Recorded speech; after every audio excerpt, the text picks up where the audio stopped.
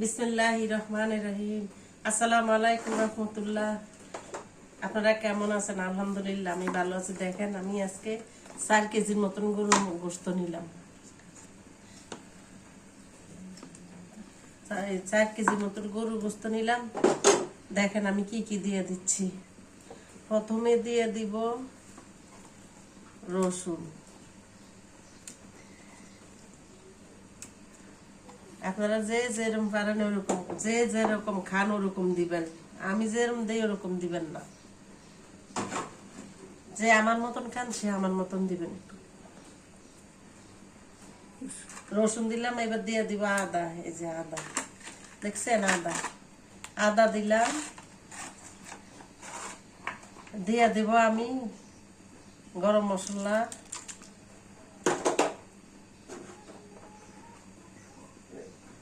দিয়ে দিব আমি জিরার বাটা দিলাম হলো হলুদ। এই যে হলুদ, আমি গরুর মাংস রান্না করতেছি, এগুলা দিয়ে দিব হলুদ। এই যে দিয়ে দিলাম হলুদ গুলো অনেক ভালো, তো অল্প দিলে হয়ে যায়। দিয়ে দিব আমি কাঁচা শুকনা মরিচের গুঁড়া।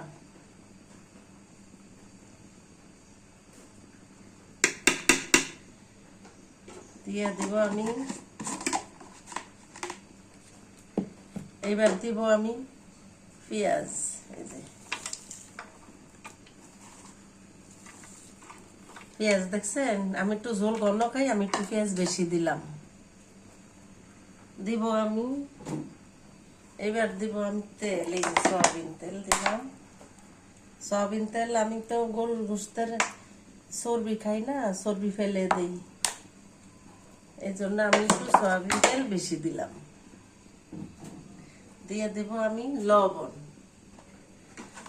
লাস্ট দিয়ে দিব লবণ যে যেরকম খান সেরকম দিবেন। আমি লবণ বেশি খাই, বেশি দিছি। দিয়ে দিব লাস্ট দিয়ে দিব যে তেজপাতা। এই যে দেখছেন, তেজপাতা দিয়ে দিব। দিয়ে এই যে নাড়াচাড়া দিয়ে দিলাম।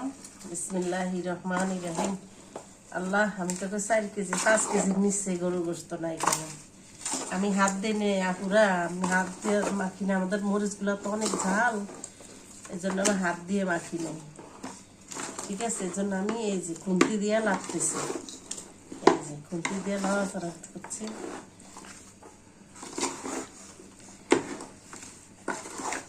এই যে মাখানো হয়ে গেছে। এবার আমি একটু হালকা করে পানি দিব, বেশি দিব না।